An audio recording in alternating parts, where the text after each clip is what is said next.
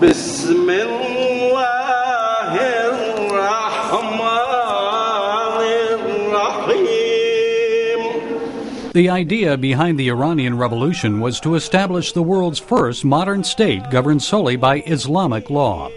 Ayatollah Khomeini believed a more prosperous society could be created if the Iranian people and their government adhered to tenets of the Quran.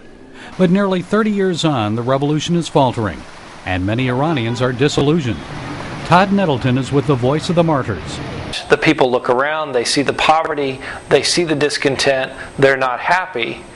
And so they have questions. Well, why isn't it working out? We're doing it the Islamic way. Why isn't our country great? And so they are ripe to hear a new way. And the new way many are embracing is Christianity. But the faith is not new to Iran. The gospel actually arrived here 500 years before Islam. Persians are believed to have been among those in Jerusalem at Pentecost. Less than 0.5% of the Iranian population is Christian. There were nearly 4 times as many Christians just before the Islamic Revolution. But many fled the country because of Islamic extremism. Some of those who remain often share their faith with Muslims. As a result, the evangelical house church movement is now growing rapidly.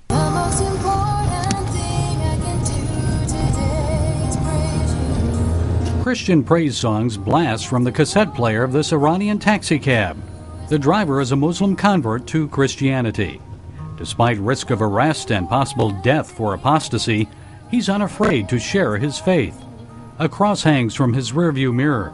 He keeps his Bible on the front passenger seat beside a can of STP gas treatment.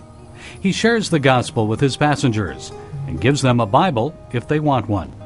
That alone could lead to his arrest. Other Christians have been martyred for sharing their faith with Muslims. Their suffering and sacrifice is not just a modern-day experience here. Many have come before them, like the missionary Mary Catherine Ironside. This is her grave. She was here until she died in 1921. She was not martyred, but she was one of many Anglicans from the Church Missionary Society sent to share the gospel throughout the Middle East. An inscription on her tombstone reads, "Will you not follow if you hear the call?" Her grave is given a place of honor at the Armenian Cathedral in the city of Isfahan. It is one of 73 churches registered in Iran. It's not established churches that the Iranian government fears most, but the rapid growth of unregistered churches. President Mahmoud Ahmadinejad is so concerned that he has made it his aim to stop the house church movement, declaring, "I will stop Christianity in this country." He's launched an unmerciful crackdown against Iranian house churches. Just this past summer, a war veteran and his wife died from beatings they received during a raid on their house church meeting in the city of Isfahan.